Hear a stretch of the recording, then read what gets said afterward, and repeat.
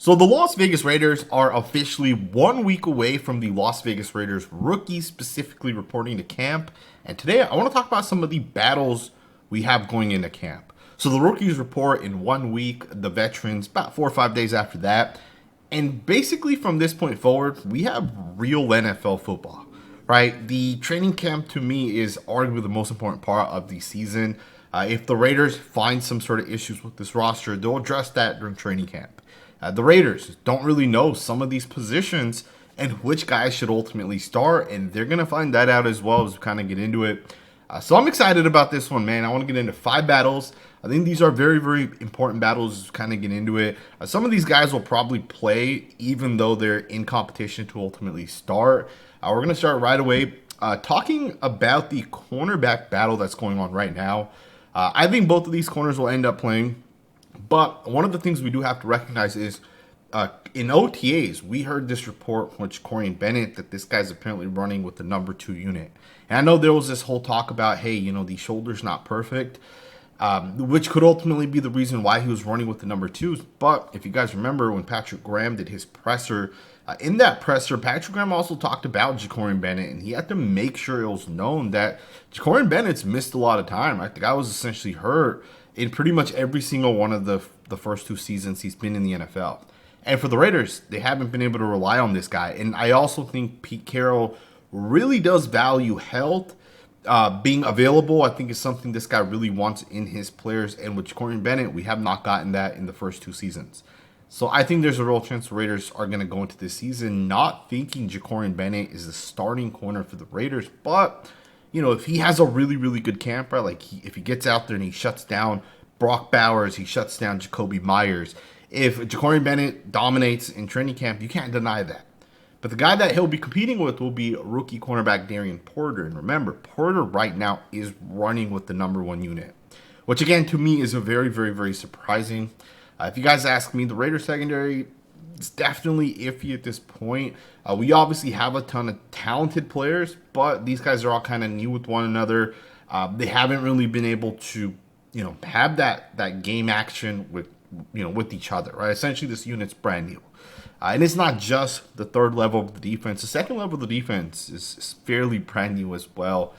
But it is going to be interesting because with Darian Porter, you get a guy that is a really, really, really good scheme fit for Pete Carroll's scheme. But with Jacory Bennett, you get a guy that has shown like top 10 to 15 potential at that position. When Bennett's been healthy, the guy's been really, really good. And you cannot deny that. All right, you put the tape on, you can look at some of the stats. If you guys go by stats, Jacory Bennett has been very, very, very solid. And again, to me, it's just interesting that the Raiders have basically said it's kind of like Darian Porter's job to lose almost. But to me, that's going to be a key battle for the Raiders. And I know some people are going to say, well, hey, you'd usually roll out there with 3 corners, so why can't both these guys start? I'm pretty sure Eric Stokes is locked in for the Raiders as a starting corner. I'd be surprised if he doesn't start, specifically because of the fact that he fits this scheme really well. And his best football in the NFL was under a heavy zone cover 3 style of defense. So I think he's a good scheme fit, so I think he ends up starting.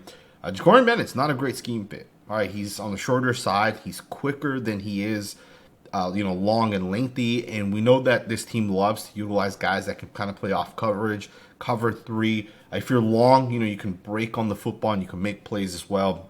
And essentially break up passes, which I think is one of the reasons why the Raiders brought in a guy like Darian Porter and ultimately want him to start.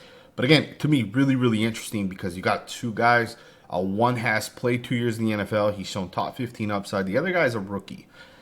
Something does tell me Jacory Bennett ends up winning the job just because of the fact that he's played already 2 years in the NFL and he's shown that upside. And Darian Porter, he hasn't played real competition where you have to, fit the run, where you have to recognize and process and then, backpedal and make plays on the football. This guy hasn't played real football. So, I think that's going to be one of the battles that I'm going to be keeping an eye on. I think it's one of the more important battles, but I wouldn't say it's the most important battle. In fact, I think the most important battle for the Raiders this season is on the offensive line, specifically at the right tackle position. Now, I think there's a good chance DJ Glaze is going to end up being the starter for the Raiders, but you also cannot deny the fact that just last year, DJ Glaze was a rookie that was a 3rd-round pick.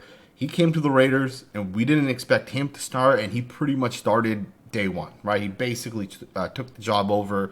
He ended up beating out Thayer Munford. I know Thayer Munford got hurt, but when Thayer Munford was healthy, he never recovered. He never got that job back. Right? The Raiders felt DJ Glaze was the better option at that point.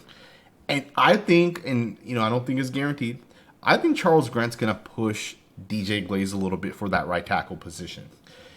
Charles Grant is a little raw coming out. Right? He played at a lower level school, so he has to develop the technique aspect of things.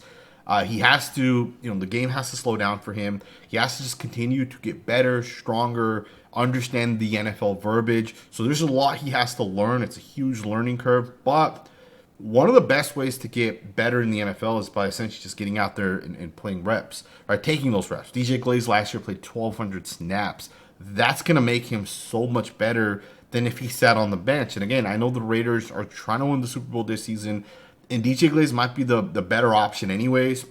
But if Charles Grant shows any sort of upside, if he shows the potential that he basically had, and if he even looks like 90% as good as DJ Glaze, I wouldn't be shocked if they went with Charles Grant as that tackle. And I know some people are going to say, hey, are we sure Charles Grant's not the long-term replacement of Colton Miller, right? Like, maybe the Raiders don't extend Colton Miller after this season, and maybe Charles Grant takes over for him. I could definitely see that happening as well. But if John Spytek truly does think that, hey, we're better off with Charles Grant than Colton Miller, I would question, his ability to judge offensive linemen. And I already do. If you guys have followed this content, you guys know I was critical of the fact that Spytek, essentially took Graham Barton, who came out of Duke. They took him over Jackson Powers-Johnson. Jackson Powers-Johnson was the top 2 or 3 center. So that alone, and I take that back. I guess Spytek isn't technically the guy that was making the decisions for the Buccaneers. But if he does think that, hey, we're better off going with the rookie on the blind side of a quarterback over a guy that's a top 12 to 15 tackle, I would question that. But regardless of that, I still think Charles Grant will compete this season. And, if Colton Miller's your starting left tackle this season and DJ Glaze is the other guy, I think DJ Glaze is the guy that Charles Grant would ultimately compete with. And that is one of the battles I'm most excited about. Now, Charles Grant may never actually be ready to play this season. There's a real chance he's not. And there's a real chance DJ Glaze ends up winning out the job. And there's really no battle even just getting into camp. But regardless of that, Charles Grant will still be a guy that I'll be focused in on. Truth be told, right after that first preseason game, you guys can bet it'll probably be a video about Charles Grant and how he kind of looks out there. I think Charles Grant has so much potential coming out. And in fact, he was a guy that, if you guys followed me pre-draft, he was a guy I really wanted for the Raiders. Now, I didn't necessarily think the Raiders should have drafted this guy to play offensive tackle. I think maybe he's a better guard, or at least he was a better guard prospect. And I think he could be a day one starting guard in the NFL. But the Raiders don't want him to play guard. They want him to play tackle. And again, I think that's partly because of the fact that he has shown so much upside. He has shown so much potential. And with those type of guys, there's not 100 tackles in the NFL that are starting caliber guys. There's probably 20 guys that are considered like guys you can't replace, right? Or you don't want to try to replace. And then the next 20 are kind of average guys, and then the next 20 after that, or actually 24 after that, are kind of guys that you're kind of looking to replace as soon as possible. You just don't find tackles like that in the NFL. So I could see the Raiders developing Grant as a tackle for those reasons. He has that upside. But here's the guy I'm going to be watching. And I also do hope the Raiders give this guy snaps at guard. If it's not preseason, at least in camp, because, there's a chance if one of our guards ends up going down, why not Charles Grant, right? If he's the best guy available, why not throw him in there? If it makes our offensive line better, roll forward with Grant, right? In my opinion, I think that's how the Raiders should handle that. Let's switch focus. Let's talk a little bit about a battle on the defensive side that I'm very excited to get into. This is a battle where, most people already do think Isaiah Pola-Mao is going to be the starter for the Raiders, but I'm not 100% sure if that's going to end up happening. I really, really like Isaiah Pola-Mao. I think the upside for Pola-Mao is huge, but I also don't think Pola-Mao is like a true free safety. And that too, I don't think he's a true free safety in this cover 3 type of defense, right? Where he has to play as like that post safety, right? That's the guy in the middle of the field. right? He's not splitting the field with another safety. He is the guy that has to play in the middle of the field. Go back, think Earl Thomas as an example. He has to play in the middle of the field, and he has to run right, run left, and essentially he has to make plays on the football, and that's not Isaiah Pola-Mao's game, right? He is not that fast or quick. Maybe on a straight line speed, he's fast, but in terms of NFL speed, changing direction, going from 0 to 100% speed after you flip your hips, Isaiah Pola-Mao is not great at that, and that's what you need as a free safety. And there's a guy that's been actually taking snaps with the first team unit. And again, this is during OTAs, so a lot of that might not actually translate. But Thomas Harper is a guy that even last year, the guy looked pretty damn good for the Raiders. And coming into this year, there's been a lot of really, really, really good things that have been said about Thomas Harper. He's now second year with Patrick Graham, so you kind of know what you're getting with this guy. The Raiders also, when Thomas Harper was released, I think he was with the Chargers before the Raiders picked him up. The Raiders quickly said, hey, we want this guy, and literally within the next day, they picked him up, right? They put a claim in for him, and he was assigned to the Raiders, or through the process, the Raiders ended up bringing him in. Thomas Harper's a guy that's been taking first team snaps.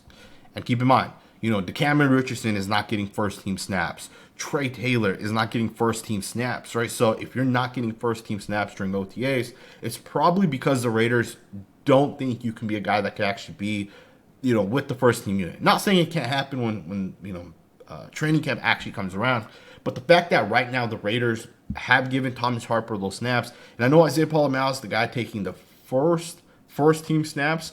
Harper has rotated in. He has come in, and he has taken those snaps as well. So, again, I would not be surprised if Pola-Mao wins that job, but I also wouldn't be surprised if Harper ends up winning out that job. And I think both guys will still play a lot.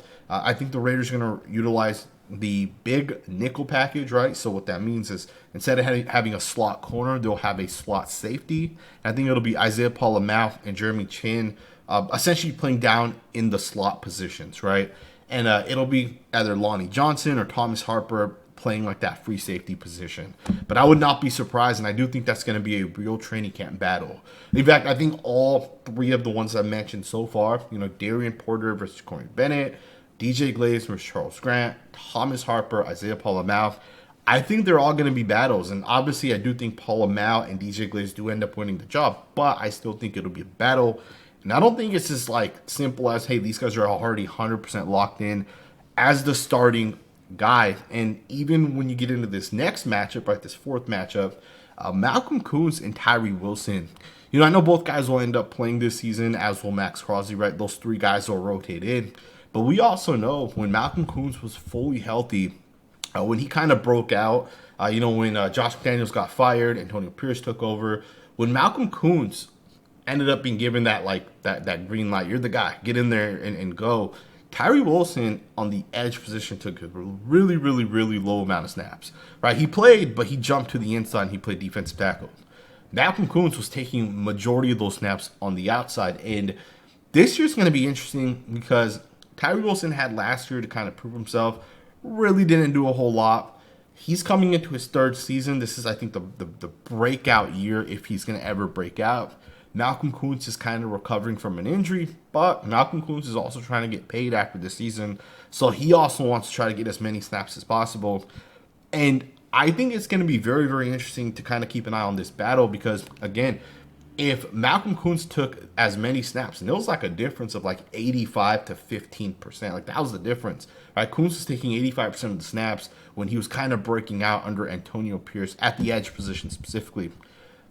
I wouldn't be surprised if Malcolm Koonce is as much better than Tyree Wilson as we had seen in the past.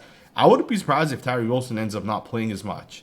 Now, maybe he jumps to the inside the way he did his rookie year when Malcolm Koonce kind of broke out.